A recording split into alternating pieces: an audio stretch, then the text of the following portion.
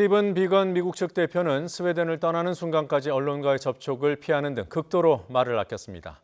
다만 미 국무부는 창의적인 제안을 가져가 북한 대표단과 좋은 대화를 나눴다고 발표했고 2주 안에 협상을 재개하자는 스웨덴의 제안도 받아들였다고 밝혔습니다. 7달 만에 마주 앉은 북미, 협상 결과에 대한 엇갈린 평가를 내놓으며 공방전을 벌이는 모습이 지난 2월 하노이 회담 직후를 연상케 합니다. 앞으로 전망을 해보겠습니다. 취재기자 연결합니다. 김지선 기자. 네, 통일외교안보부입니다. 네, 이번 협상 두고 서로 말이 매우 다릅니다. 우선 북한 입장부터 다시 한번 정리해보죠.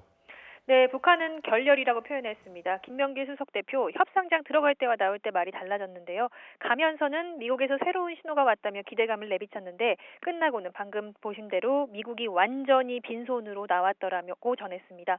또 협상이 결렬된 것은 미국이 구태의연한 입장과 태도를 버리지 못했기 때문이라고 했는데요. 바로 이 말에서 북한이 협상에 만족하지 못한 이유를 예측해 볼 수 있습니다.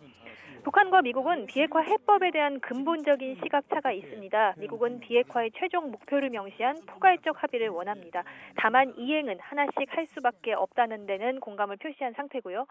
북한은 서로가 신뢰가 없는 상황에서 하나씩 주고받는 단계적인 합의를 원합니다. 미국이 구태의연한 태도를 고집했다는 건 이 부분이 좁혀지지 않았다고 예상할 수 있는 대목입니다. 네, 미국 입장이 왜 이렇게 다른지 모르겠습니다. 미국은 좋은 논의를 했다 이런 입장이죠? 그렇습니다. 이 비핵화 해법에 대한 시각 차이는요, 사실 매우 근원적인 부분입니다. 좁히기 쉽지도 않고요. 미국으로선 이번 협상 전에 북한이 포괄적 합의에 응해올 것이라고 예상하지 않았을 겁니다. 왜냐하면 북한은 하노이 회담 결렬 이후에 계속해서 미국이 태도를 바꿔야 한다고 한 상황이었거든요. 협상장 나오기 하루 전에는 잠수함 탄도미사일 발사, 이거 고강도 도발인데요. 이런 도발까지 했습니다. 이번 도발 직후에 미국이 협상을 중단하는 것 아니냐는 관측까지 나올 정도였으니까요. 그럼에도 불구하고 미국이 협상에 나섰고 또 협상을 긍정적으로 묘사한 이유는 따로 있습니다. 미국 입장에선 협상이 재개된 것만으로도 성과입니다. 대선을 앞두고 북한과 대화를 지속할 필요가 더욱 커졌고 더 커질 것으로 보입니다.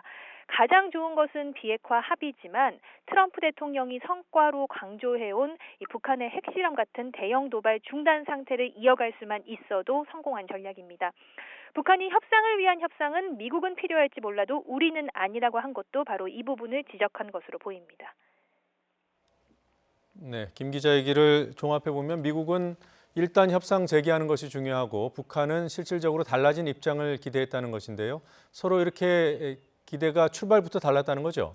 그렇습니다. 우선 큰 틀에서 보면 북미 모두 연내 3차 정상회담을 원하고 합의문을 도출하고 싶어 한다는 것이 대체적인 분석입니다. 하지만 7달 만에 처음 만나는 이번 스웨덴 협상은 탐색전의 성격이 강했습니다. 북미가 앞서 말씀드린 근원적인 시각차, 해법에 대한 시각차를 바꿨다는 징후가 없었기 때문에 당장 정상회담을 논의하기는 일렀다는 건데요. 말씀하신 대로 미국은 일단 협상 재개를 원했습니다. 하지만 단순한 재개가 아니라 미국이 태도를 바꿔서 나오는 협상을 원했던 북한의 속내는 조금 복잡할 겁니다. 사실 북한은 겉으로는 미국의 달라진 셈법을 기대한다고 말했지만 또 협상이 끝나고 화를 내고 떠났지만 사전에 미국이 크게 달라지지 않을 수도 있다는 것을 충분히 염두에 뒀을 겁니다.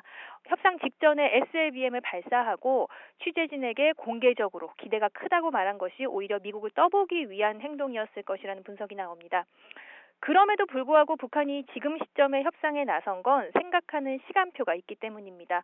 북한이 생각하는 최적의 합의 시점은 연말이 될 가능성이 큽니다. 이미 김정은 위원장이 일찌감치 연내를 시한으로 뒀고요. 또 미국 대선이 본격화되기 직전, 즉 미국이 북한 이슈를 관리할 필요성이 극대화된 시점이 바로 연말입니다. 북한은 이번에 이런 미국의 정치 시간표를 활용하겠다는 의도를 드러냈습니다. 김명길 협상 대표가 핵실험과 이 ICBM 발사 중단을 유지할 것인지의 여부는 미국에 달려 있다라고 언급을 했고요. 조금 전 보신 대로 미국이 제대로 준비가 되어 있지 않으면 그 어떤 끔찍한 사변이 생길 수 있는지 두고 보자고도 했습니다. 북한 대표가 이렇게 언론에 많은 말을 한 것을 보면 여론전도 이미 시작한 것으로 볼 수 있습니다. 이미 고강도로 평가받고 있는 잠수함 발사 탄도미사일에서 더 수위를 높인 벼랑끝 전술을 구사할 가능성을 내비쳤다고 볼 수 있습니다. 네, 과거 북미 조율 과정을 보면 겉으로 드러난 입장이 전부는 아니더군요. 앞으로 협상이 어떻게 되겠습니까? 네, 말씀하신 대로 북한이 매우 불쾌한 태도를 보이고 있어서 겉으로만 보면은 협상이 좀 어렵지 않나 이렇게 볼 수도 있습니다. 북한은 실제로 2주 후의 만남에 대해서도 부정적인 의사를 내비쳤고요. 연내를 시한으로 거듭 강조했습니다. 하지만 이렇게 기한을 뒀다는 거는 어찌 보면 매우 이중적인 의미가 있습니다. 불쾌한 태도에 가려져는 있지만 분명한 건 그 시한 전에 다시 만나서 얘기를 듣겠다는 거거든요. 그러니까 연말 시한까지 두어 달 남은 동안 이런 식의 압박을 계속할 것으로 보입니다. 미국도 이런 전략을 잘 알고 있을 겁니다. 미국 언론은 트럼프 대통령이 외교적 교착에 빠졌고 북한이 도발 수위를 높일 수 있다고 지적했습니다. 이 미국으로선 대선을 앞두고 북핵 문제의 정치적인 활용은 피할 수 없을 것으로 보입니다. 다만 어설픈 합의가 오히려 여론을 악화시킬 수 있다는 점에서 이 트럼프 행정부가 북한 이슈를 대선에서 어느 정도로 두고 접근할지가 중요한데요. 대선이 다가올수록 관리해야 할 이슈가 많아지고 북핵 문제 관리가 어렵겠다 싶으면 관리를 포기할 수도 있습니다. 미국의 협상 의지가 사라지게 되면 북한이 더욱 어려워질 수가 있어서 연말까지 이 석 달 동안 밀고 당기기가 치열하게 전개될 것으로 보입니다. 네, 자 통일외교안보부 김지선 기자였습니다. 김 기자 수고했습니다.